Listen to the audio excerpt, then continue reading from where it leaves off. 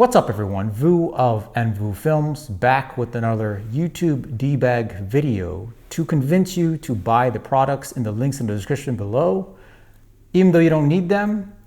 With that said, today I'm going to be talking about zoom lenses and if they are trash, if they're unprofessional, and if you should be using prime lenses instead.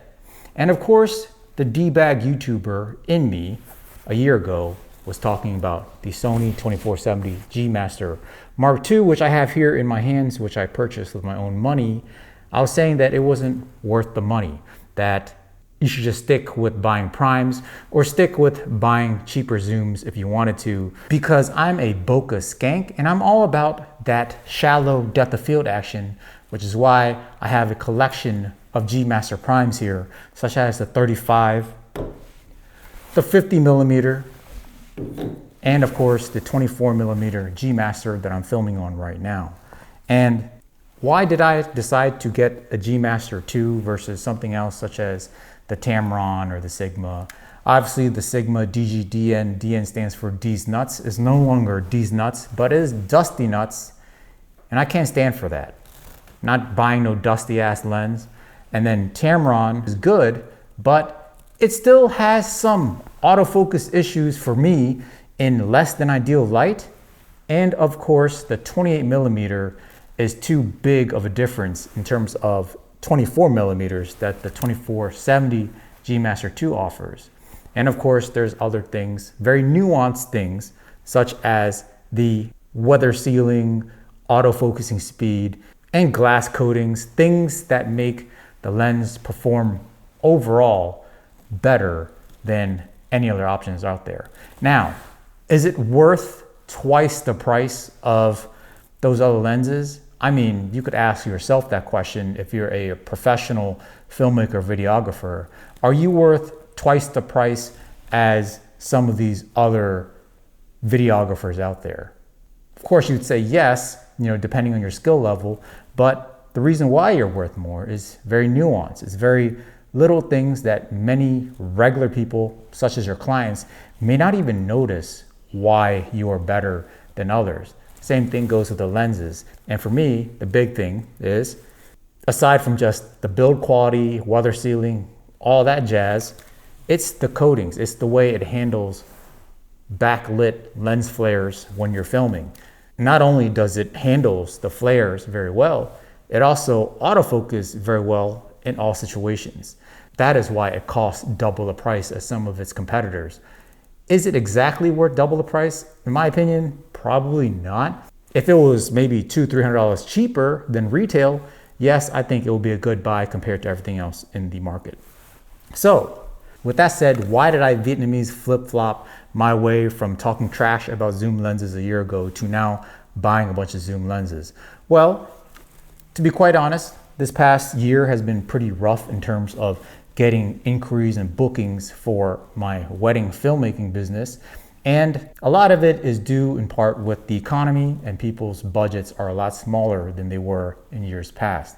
So in order to combat that, I had to somehow scale back some of my packages. So I'm gonna have to do some scaling back of things that I deliver and the products that I offer. So one of them is possibly solo shooting. And if I'm gonna solo shoot, instead of having a second shooter in some of these smaller type of events, less demanding corporate shoots, etc., I'm probably gonna need a zoom lens for versatility because I don't have a second angle from a second shooter or an assistant. If I'm gonna come by myself, I'm gonna need to be able to get all the focal lengths, all the angles on my own, which is why I feel like a zoom lens is important. However, the past 3 weddings that I've filmed, I have used the Sony 2470 G Master Mark II as my main lens throughout the whole entire day. And I've been so impressed with it that after using it for the first wedding,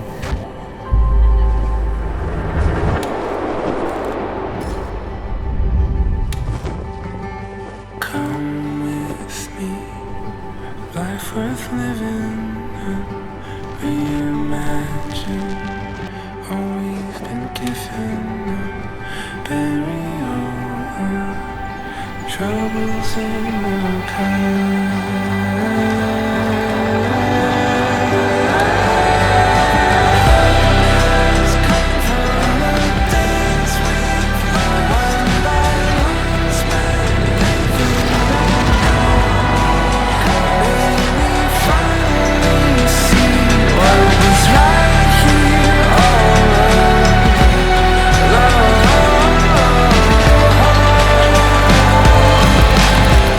I decided to get 16 to 35 G Master Mark II as well for my wide angle, for my super wide angle zoom.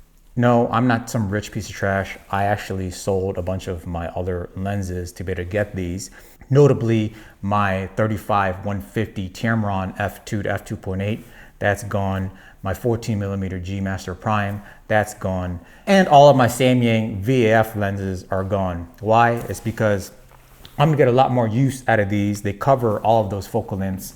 And of course, I have all of those focal lengths here in my Prime G Masters, which are 24, 35, and 50mm GM. We all know that primes create very nice looking imagery. It creates the nice soft bokeh, it creates that dreamy look. How do we get to a level of how those primes look with our zoom lenses? Because zooms are obviously f2.8.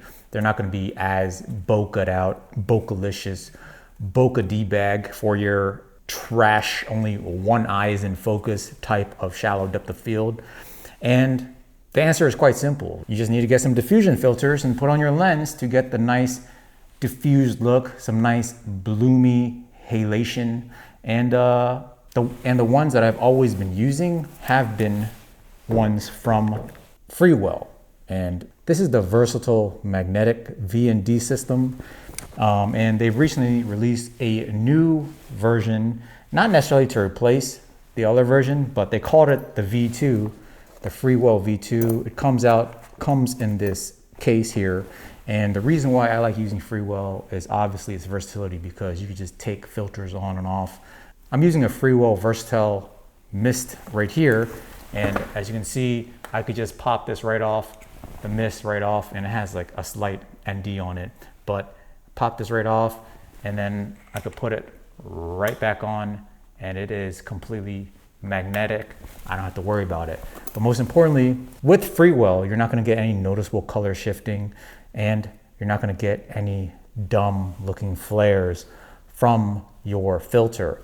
A lot of other filters, such as Tiffin Black Pro Mist, big issue with getting these flares when you're shooting with backlight or like a direct sunlight or direct LED light. You're gonna get like this ghosty flare on your image. Whereas the Freewell, from what I've tested, those flares are non-existent no matter, how direct the light is. So with the new one, it is a pretty neat system where you could use one filter attachment for all size lenses, meaning you can go from, I believe the kit that I have here comes with 67 all the way to 82. And seeing that I have an 82mm lens, I would use an 82mm attachment and just twist it onto my lens. And now I'm pretty much set. All I have to do is take the ND filter attachment, put it here, do a twist on both of the little metal screws on the sides, and now it is on there nice and tight. And then from here, all it is just, you're just adjusting your ND. The standard ND goes from 3 to 7 stops, which is nice, and there's no color shifting throughout the range. And of course, to control the CPL, you actually just slightly unscrew these little screws here, and then you could twist to figure out how much circular polarizer you want on your image, and then you lock it down. Now it's stuck, and then you just control the ND. Now obviously you want to use ND to maintain motion blur and all that stuff, and this is very a lot of times I crank shutter if I have to, but this V&D is pretty convenient. So if I'm out there in bright sunlight, it's easy for me to put this V&D on, get my 180-degree shutter rule to get the nice motion blur. And I did mention that I would need to use mist on the zoom lenses to make sure I still maintain that nice diffused highlights look, halation, the little dreamy look in my footage. So I have this 1/4 glow mist attachment that just attaches to the front of this filter via magnetic, and it's on there pretty good. Freewell has been great with innovation. They had first ones to start off with the magnet system, and these magnets are very convenient. Sometimes I do wish these magnets were stronger, and overall, the image quality coming from these filters have always been top-notch compared to other filters. They perform very well with color shifts, and they perform very well with flaring. Now, to see that stuff more detail, I encourage you to go watch my buddy's channel, Say Park. He's also one of my second shooters when I go film weddings. Links here onto his video on this filter system, but he goes in very in depth in terms of all the color shifts and if there's any vignetting, etc. Now, if quality of the image is very important to you when selecting filters, Freewell is highly recommended. Now, there are 3 big issues with this particular filter system. 1, the lens cap situation is cool and all. So this is the lens cap, nice and strong lens cap when you have just the ND attached. However, you want to attach something like this 1/4 mist filter, put it right here. It's all good and all, but then when you're about to go somewhere and you want to put the cap back on, this cap is doesn't really stay on here very good. It doesn't work with the mist filter on top. So when you're ready to go out somewhere and you don't want your mist filter is all getting scratched up, which I've already gotten this scratched up because I didn't have any cap to put on it. You're gonna have to take this off just so you could put a cap on your filter. So that's one issue. The second issue is that if you don't want any, the other issue is if you don't want any ND on your system, you would have to take off this whole filter, which takes some time because again, it does require screws. It's magnetic and it requires screws. But now you can't this mist filter doesn't just stick on here with a magnet. You actually have to flip it around the other way and then screw it on. Now you could use the mist filter without ND.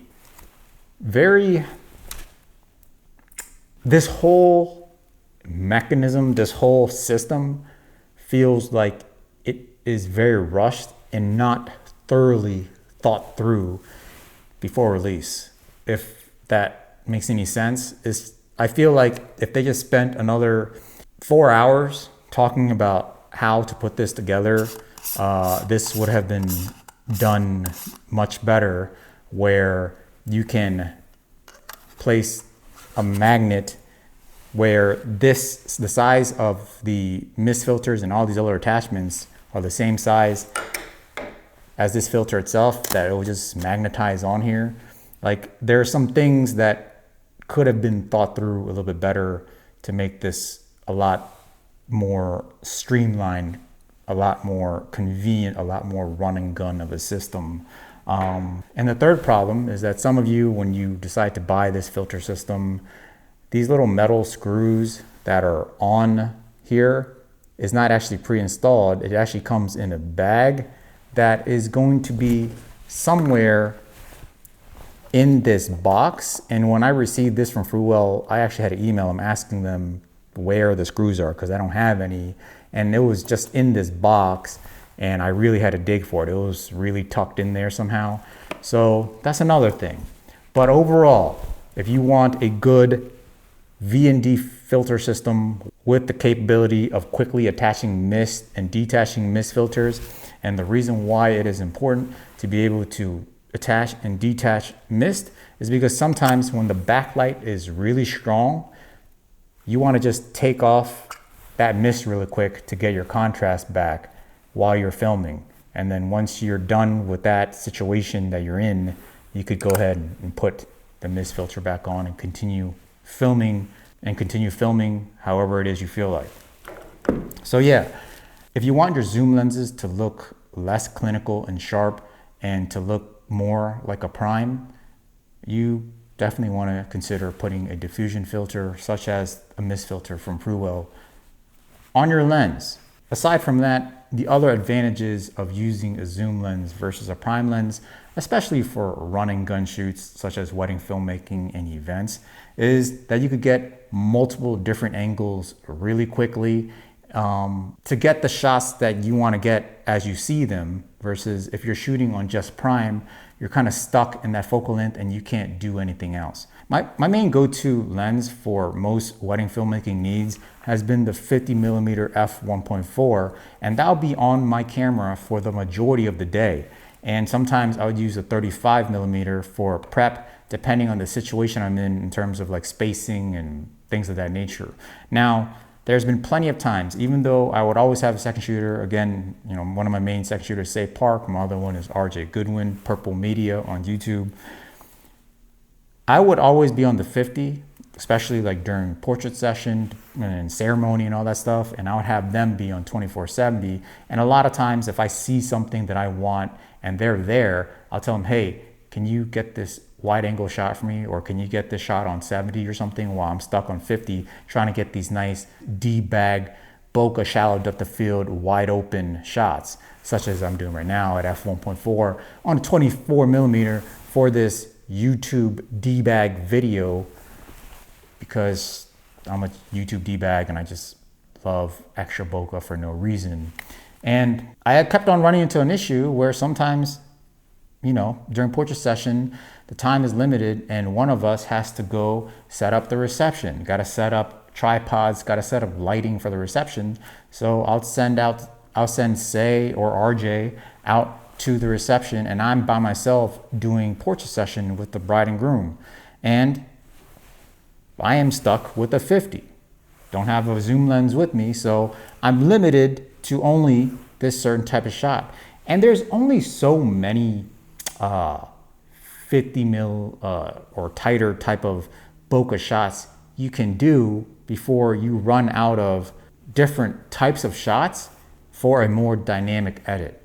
Now, if it's a slower, more calm edit, then yeah, you could make do with a lot of these nice slow motion, nice juicy, cinematic, bokeh hoed out shots. But if you're trying to film something a little more dynamic and you want some more dynamic shots, you're gonna want a zoom lens, because there's times when I'm filming, let's say prep, right? I'm filming bride prep and the bride is getting her dress adjusted and I am up against the wall because of the spacing and the photographer's right next to me. And if I'm stuck on a 50, that's all I'm gonna get. If I'm stuck on a 35, that's all I'm gonna get. But if I have a 24-70, I go down to 24, get a nice wide shot of the whole dress and get this nice dramatic wide angle of the dress being, you know, the dress being fluffed down. And then the same thing with when I'm shooting portraits is, you know, I could be on that 50, and then if I see that I want to get a nice wider, more epic type of shot, I could do that in an instant. Or when I'm filming the reception and I see them dancing, I could get a 50mm shot or a 70mm shot. And then as soon as I see an opportunity that a wide angle would be better, I could switch really quick to 24 and get that shot. And now I have all of these different angles for my edit. And that is some of the advantage of shooting with zooms that I probably didn't really think about enough. It's obvious, but sometimes I get blinded by the fact that, yo, I want like f1.4, I want f1.8 for like this nice bokeh shots, but then not realizing that it is limiting me in the types of angles, the type of shots that I could make very good use out of if I had a wider range of focal lengths, you know, to my disposal at any time. And, you know, yes, of course, there are those couple of moments that I'm going to miss having that 50mm at f1.4 and it's going to be super juicy. But I feel like there's more moments throughout the day where I am missing because I don't have a 24mm available for me, a 35mm available for me when I'm only stuck on like a 50mm. And I could kind of get myself close to like at least a 50mm f1.8 look by zooming in all the way to 70, taking a few more steps back, because 70mm has a little more compression than 50mm. So even though it's a 70mm f2.8, I can get the bokeh of 70 millimeters gets a little bit bigger due to the compression. So it gets close to like that overall dreamy look of like maybe a 50 millimeter f1.8 if I see a situation where I want to get some more of that nice soft background that I would get with the 50 millimeter f1.4. And then there's situations where, the fact of the matter is there's some really epic situations where if you had a 50 millimeter f1.4, that shot just looks mind-blowing. And that's something that, an f2.8, that's something where a 2470 f2.8 just can't get you.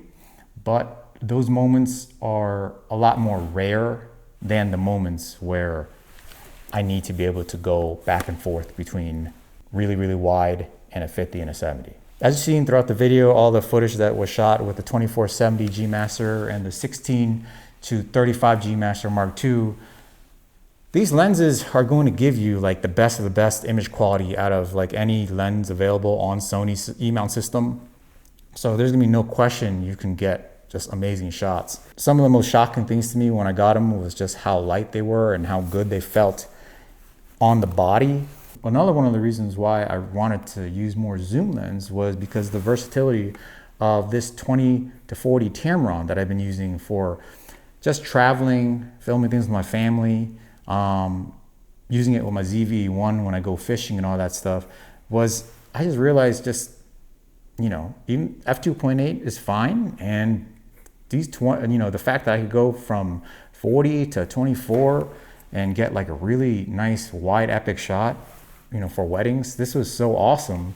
So with the 16 or 35 G Master, if you look at it, the size difference is not that big of a deal. Like, it's so close in terms of size now compared to before. I mean, obviously this is an 82 millimeter versus 67, but overall, if you like have both of them in your hand, you're not going to feel like a huge difference in weight.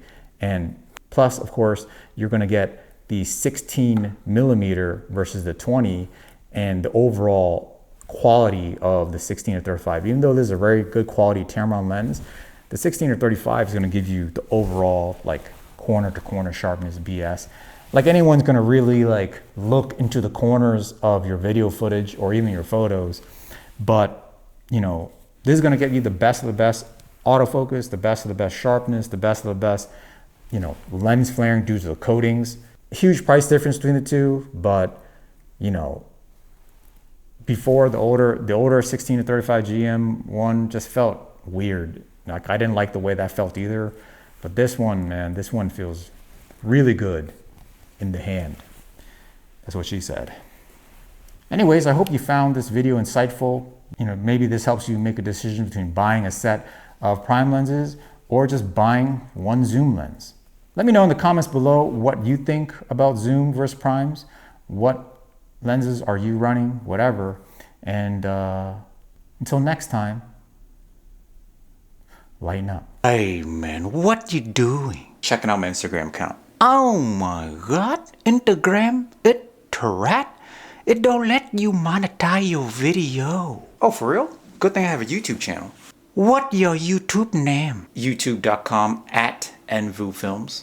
Oh, I watch your YouTube already. It rat. Why is that? You don't read spec sheet when you do review. You don't smile for no reason. You're not sponsored by Storyblock or Squarespace. Bro, ain't trying to be like anyone else. You have no subscribe. You make no money. How much you make? Let me show you. Bro, that's like 3 cents American. How are you gonna buy new flip-flops with that? You got your pinky toe hanging out on the small ass flip-flops? It the style. If you want pedicure like mine, visit Butt and Hole Fur Nail and Massage. Pedicure and happy ending. Only $29.99.